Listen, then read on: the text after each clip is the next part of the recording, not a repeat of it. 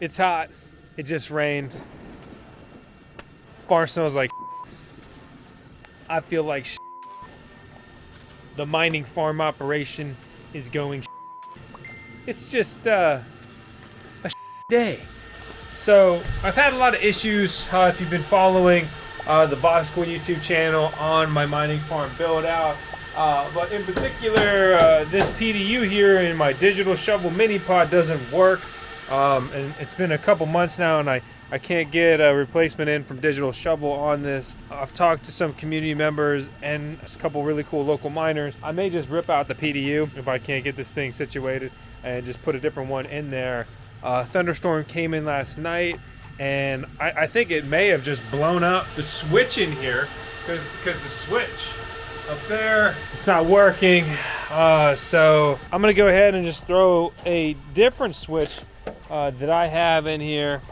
Just good old faithful. This is I believe I have two of these. I think this is the one for my original shed mining farm, which that's actually kind of fun. And I also have this Werner platform in here so I can step on this, because yesterday I was just, you know, stretching up here, and these, they're, I don't know, it's probably 7 feet, 7-8 feet where those are. It sucks, but you know, this is really just like a day in the life of operating a mining farm. I'm going to run through, you know, more elaborately kind of what's going on, what's going right, which isn't that much at the moment, and all these things that are going wrong. And I've heard the feedback. I read some of the comments like, dude, boss, like so negative lately. I'll be honest, man, like just, you know, on the mining front, shit ain't going that great. But I'm working through it. I'm not giving up, but wow, can this be really frustrating? And this is huge downtime. If all these miners were working right and operational, you know, before my electricity cost, which is a lot, I should be pulling around like $300 from this pod per day. And right now, it's at 0 because nothing's working right. And the way that I did my internet setup, I go from VoskCoin HQ over there to the pod to the mining shed to the hard drive mining shed. And with this break in my internet, I'm not getting internet at either of those. So this is a very serious issue and makes me wonder and rethink how exactly I should go about my leapfrog internet infrastructure. And although I ran 2 redundant internet Ethernet lines to each location, I might have been better off teeing off and running, you know, say 1 line here and 1 line to another location, but I didn't have as many buildings in my original plan and design. So let me start working through this, see if this works.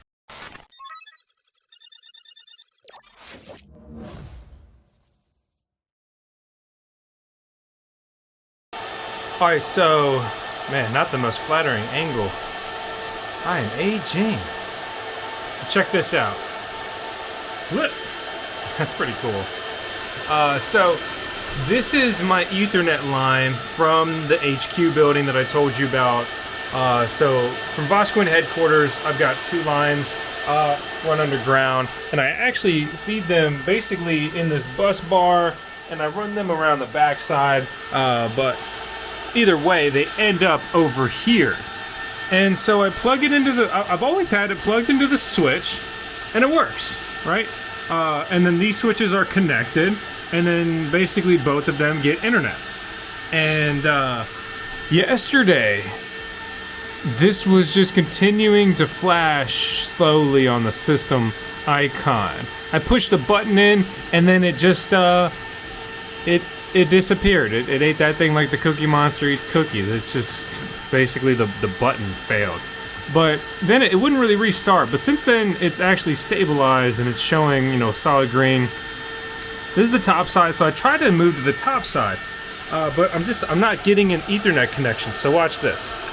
So unplug this. You see the miner now fails to get internet, right? Originally, I just had this basically in a port, right? So I just plugged it into 45. And now that same cable is not doing anything. If I plug it into 43, we can see that it's getting a read now. It's transferring data. Remove it, put it into 43, and now we are getting an amber color. I have this green Ethernet switch over here, and let's plug it back in. We can see that it's not getting internet. Basically, these lights by the ETH switch will flicker. Rebooting it though, you know, just to try that option, I'm not getting a signal there as well. So we can confirm that my original Ethernet line still works, but this digital shovel switch system, which are 2 Cisco switches, it's not working. Wow, so hopefully you guys can chime in the comments and on the VoskCoin Discord server and the VoskCoin Talk forum with more expertise than I've got. But what a difficult thing to troubleshoot that I just would have never even anticipated. Okay, number 7 is what we need to turn on to get that one back. I'll have 2 number 9s, a number 9 large, a number 6 with extra dip, a number 7. It looks like this bay, several slots in this bay have just straight up failed. That's just unexpected. So I moved just every Ethernet switch off of there, and I'm going to turn number 7 on, and now I'm just going to turn all of these miners on. It's going to get pretty loud, and the fan. So the main thing we're looking for on those miners right now is 1, they're simply on.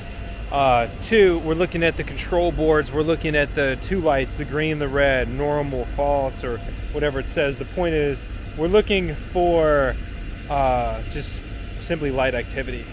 And then above all, given this recent issue, is we're looking for activity on the Ethernet ports. So we're looking for blinking or solid amber and green lights next to where the Ethernet port is, where it says E. The first thing I notice as I fire everything back up is I'm not getting any sort of reading from one of my miners, and it's actually one of my most troublesome categories of miners. It's the Antminer K7s, which I've had extreme unreliability with. This miner in particular now is not showing anything. No light on fault, normal, or Ethernet, but the fans are spinning. Did this get blown up in a thunderstorm? Did the miner just fail? The timing seems kind of peculiar. I guess I'll investigate. So, looks like the top switch is not working in the farm. This is my panel. For this, you can see the surge protector is still good. I need to double check this panel, but the screwdriver I have just isn't big enough.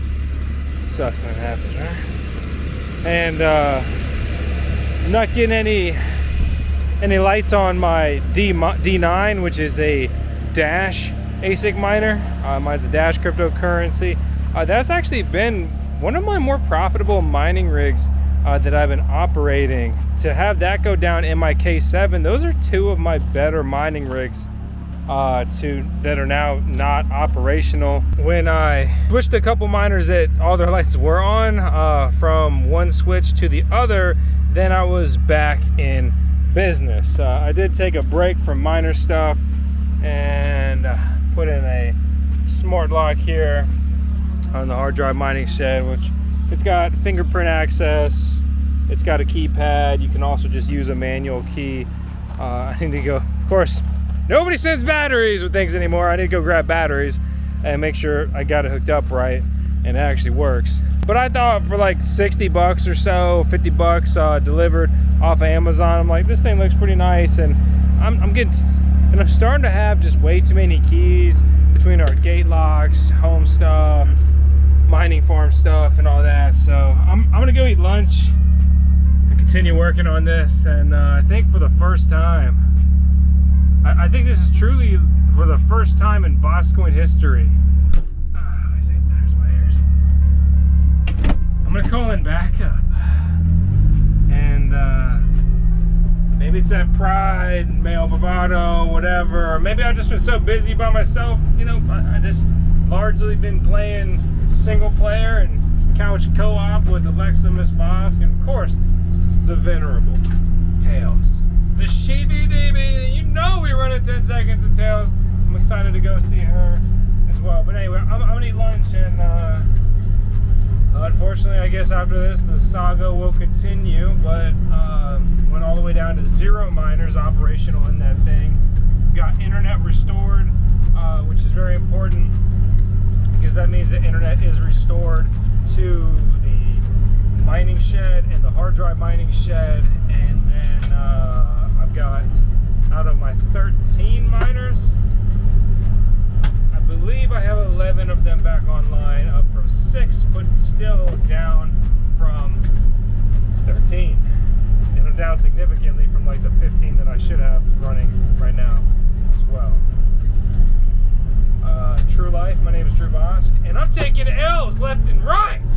Sick of this, man. It's stressful. I wake up in the middle of the night tossing and turning over this shit. Wow. Today was crazy. What an interesting day of troubleshooting. Pretty sure I'm sunburnt. That's how long we've been out there. I'll shoot the rest of this video tomorrow, but just stay tuned. This is, I mean, if you're into mining, this is interesting. GM, back, another day. I just hit my stuff. Working on the mining farm, and this low light shot on this camera is pretty good in here. I mean, like, it's pretty dark. I don't know, you can't really tell on camera though. So I got a notification that most of my Evergreen miners had gone down or were starting to go down, and these are my hard drive miners if you're not familiar, and they've been rock solid after getting them set up, each one. And I have an Evergreen miner from batch 2, batch 3, batch 4, and I guess basically batch 5 or batch 4.5. Basically these different versions over the last 8 months that they've been making and upgrading, whatever. So now I'm here on site and I'm gonna figure out what's going on. Well, so I had checked last night and they were starting to go down, but I just looked now on the pool. I have all of my hard drives on there mining, and when I rolled up on these rigs, they were all green, which basically means they're good to go, they're farming, they're mining, right? So they glow green. And so these are their old 3D printed cases, and these are their newer injection mold cases. But the point here being is that they were all mining, but they all had moved under one worker name. So I messed around with the app a little bit. And so when I went in there and I changed my worker name, I changed the payout amount, I got to change the stick. And so I just did that, and I don't know if I needed to, but just out of, I don't know, habit or whatever, I changed, I reset them all. I turned them all off and on again. So when I look at the pool now, it's been 8 minutes since they've been seen on any worker names. You know, I'll give it 15 minutes and then go from there. But they're showing green, they're supposed to be mining. I could go into their dashboard and confirm that the farmer's running. But, you know, anyway, the point is, never a dull day in the life. And more importantly, this looks like it didn't really even need to be fixed. They weren't really even down. This was more a matter of just management, getting them under unique names after realizing that they hadn't really gone down. It's clear Evergreen pushed some kind of update and they had blipped over on a different worker name. So I've got these 2 miners, or 3 miners over here. You know, the quick check when you're mining is it pushing warm air? And that is, we see that blinking over there. We look down here at the KS1. So I've got the Ice River KS0, which has absolutely plummeted in mining profitability. It's all the way down to almost 100 coins a day. So you could actually start to estimate you'll get, you know, in the short term, as many gigahash per second as you can mine on Caspa, the KAS cryptocurrency, then you'll be getting that many coins per day, which is the easiest metric by far, but that will be much lower than many people will have realized, not understanding how many miners are on the way, how low the network hash rate was as these ASICs were newly introduced. I mean, just think about farming, right? And everyone's using hand tools and they're pulling a plow with a horse, and like, hello John Deere combine. That's the difference with an ASIC miner. It's that huge. All 3 of these miners have been going well. I'm mining well. I'm gonna whip up a review on this guy. I'm actually kind of impressed with that miner. I think it's just the price point that's going to make it less interesting for people. But as Ethereum Classic mining has kind of chilled out, I'm reconsidering adding a chunk of Ethereum Classic mining to my mining farm. I don't really understand the point of ETC, even though it's actually the original Ethereum. It just kind of hangs around. I need to do a little more deep dive research before I really say something so bold like that or whatever. But I mean, it's like, why ETC instead of Ethereum when there's like, that's where the party is. Obviously, proof of work is a huge difference, and that's pretty cool.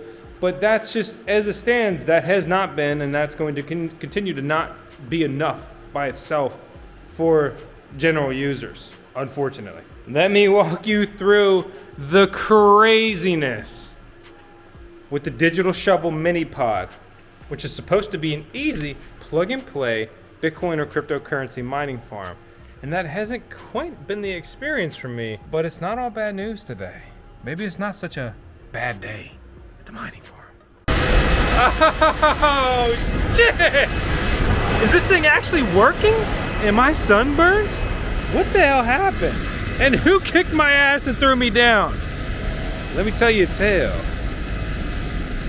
from the crypts of the mighty continent. So in the VoskCoin editing chamber, there's a really cool immersion mining farm tour that's in editing. I had the pleasure of meeting the incredible gentleman over at BMA Enterprises. And to give you the short version, they will build out, operate, run mining farms. They do their own deployments as well as obviously clients. Dennis is super cool. He's built his own management software. To the extent that they'll travel and help with different farms, I'm unsure, but I've got their contact information down below. I was at my wit's end with this thing.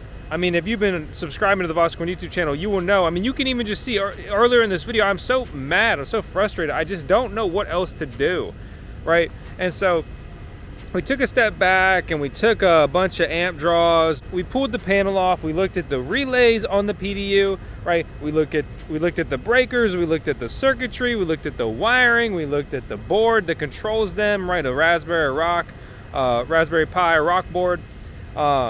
We just tried to take a step back. We looked at the panel. You know, we went through all the basics and then some. And we also tightened down the electrical connection that my electrician came out and made when we deployed this pod. It was slightly loose, but there was a connection that was incredibly loose, and it was unfortunately from the Digital Shovel factory, something that we never touched. And I talked to Scott, the creator, about this after figuring it out myself with the incredible guys Dennis and Colby and their master electrician at BMA. And basically, you know, so we have where we feed the wires into the PDU, and this is for 208 voltage design, so it's basically 3-phase, but you can rig it up with single phase. That's the real quick gist of it, without getting into the weeds of electricity. We hook it into the top of the PDU, and that's basically where we're done. We stop, and the rest is supposed to already be done. Scott said that they normally torque these down at the factory and paint mark them, but apparently, because this was a prototype, I guess that didn't happen or whatever. Ultimately, it ended up being really loose, and it seems that we have introduced ourselves a thermal issue because of this loose connection. Colby in particular felt it, right? He felt where this connection was, and he was like, wow, that's really warm. Let's take that off and look at it. And it was super loose, and when we tightened that down, that basically has seemed to, so far, it's been a couple days, fix the issue. And basically, if you have a thermal issue with an electronic like this, a bad connection, it will just allow more and more energy to pull, which creates more and more heat, which is what would trip the breaker. So this was getting so hot inside, and it was not overloading my service to the point that I was tripping a 350 amp breaker with like 60 amps of electricity. Just I brought it all the way down to just running 4 miners. I'm like, if I can't run 4 miners, this thing is junk and needs to be replaced, period, right? So we tightened that down, and I actually loaded so many miners onto this that I tripped my 200 amp breaker at the service, which means that basically the PDU held rock solid through this. I did not trip the 350 amp breaker, which I should realistically never be able to do. I never tripped any of the individual circuit breakers because basically each plug you see is a circuit, and has its own associated breaker here on that actual PDU or power distribution unit. And ultimately, again, just to reiterate, the fact that I was able to trip the service, which I have never done, and I did not trip the actual PDU, seems to mean that we fixed it. I think that the connection that caused all of this drama could have either not been torqued down at the factory, it could have come loose traveling from Canada all the way down here to Virginia, USA, and you know, it may have just not been enough of an issue, loose enough initially. Maybe it worked itself a little bit looser over time because it was already a bit loose. But as it got hot here in the Virginia summer, and I loaded this thing up to its 200 amp capacity, so I've got a 400 amp service, so I've got 200 amps basically run to each side of this mini pod. But my point here being, I put enough juice on this thing to bring the issue to the forefront. I'm super excited, and I couldn't be just more thankful for just like, you know, getting some help, right? And so Dennis in particular, he's a VoskCoin subscriber a long time. Like, I really just cannot thank you all who take the time to watch the videos. You know, you subscribe, stick around. Just your view supports the content, but even more so, like connecting in the VoskCoin Discord server, connecting on VoskCoin Talk. People shoot me emails and DMs and stuff like that. And the help, I just like cannot understate how incredibly valuable it is. Right? Like, I mean, I know a little bit. I've been doing this long enough. I hope I know something, but I don't know everything, you know, at all. And as I try to build out a very serious mining farm, I'm hitting new issues, new things to me, roadblocks, and just things I haven't had to figure out and solve before. They've had a PDU blow up. They were so much more knowledgeable on the way a PDU works and quick to think about, well, what could be wrong with it? Like, what are the workings of this, of just why would it not work, right? So I'm very excited and relieved because, you know, I have miners to fill out this entire panel. This is panel D, the one that's been the big one in question. It's a toasty boy though. Yeah, that's a lot warmer.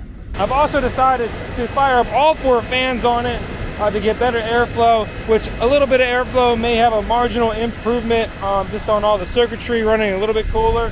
But I can also hopefully, by doing this, have the fans on the miners spin at a lower speed, which reduces their power draw, which can just kind of help me stay within the parameters a little bit better. Another random news, right? I got my smart lock working on the hard drive mining shed. The basic, you know, piece of this is set up here. I've got the HVAC mini splits on it. So this will be a data center. This will be my field office with HVAC. And this will just be where, when I come out here to figure out things and work on them and deploy myself out here, this is where I will be. I just haven't had time to kind of figure out and get the VoskCoin HQ situated and set up. It's really just functioning as a glorious warehouse. And you know, that's all right for now.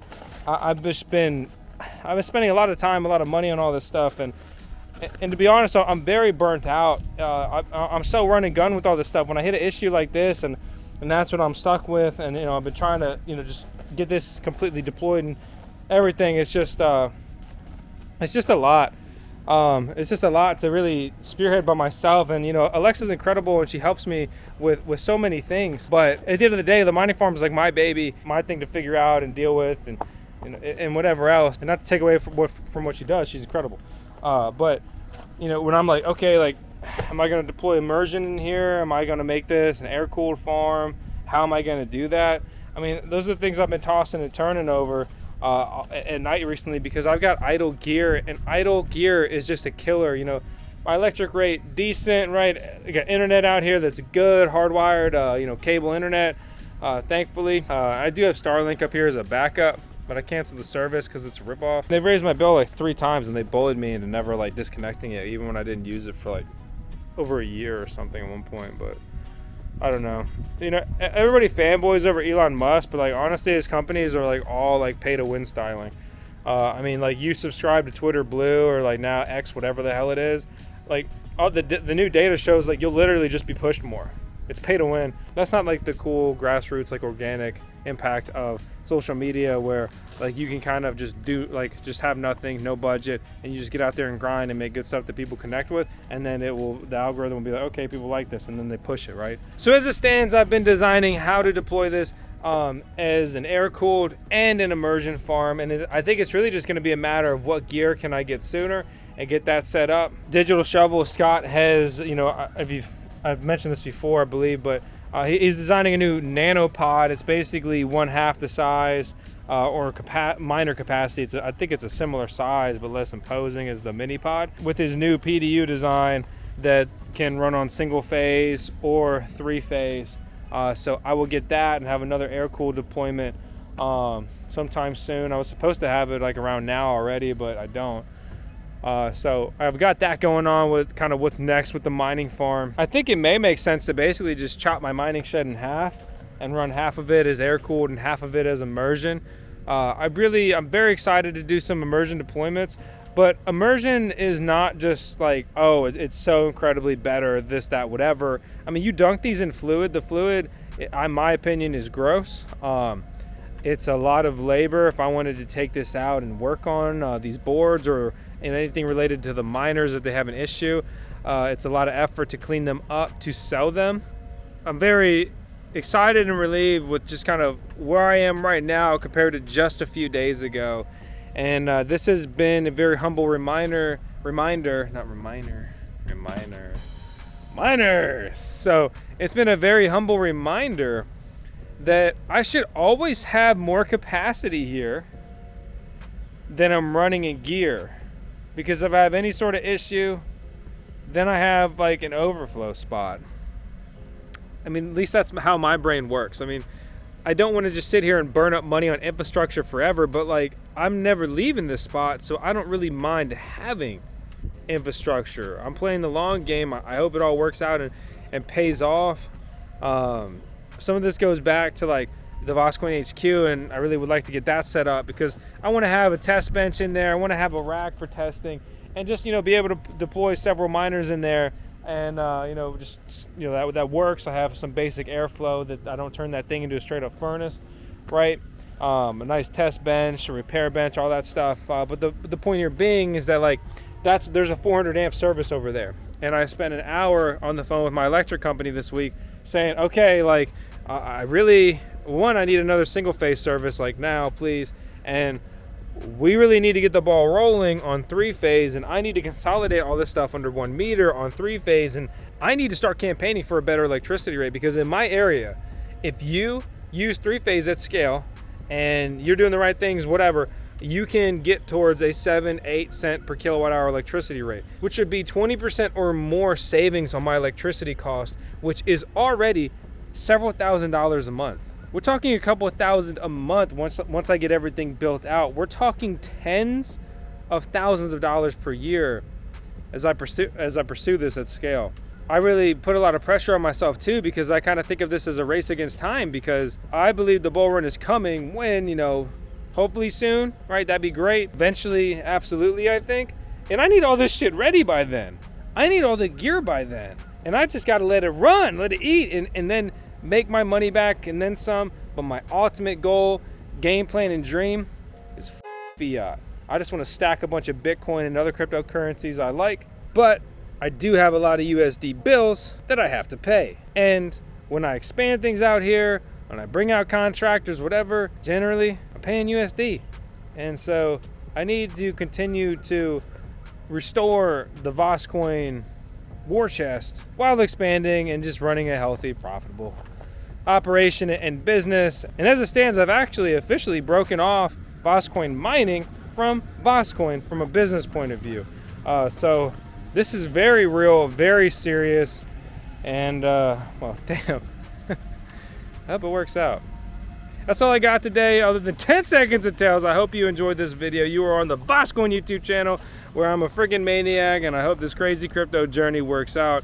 If you really watched this video all the way through to here, I just want to say thank you. Seriously, I appreciate you. Subscribe, thumbs up, share the vid, all that YouTube-y stuff, and I'll see you on the next one. And thanks again to Dennis and Colby at BMA. It really felt like they threw me a lifesaver and I was thrown overboard. In reverse order, though.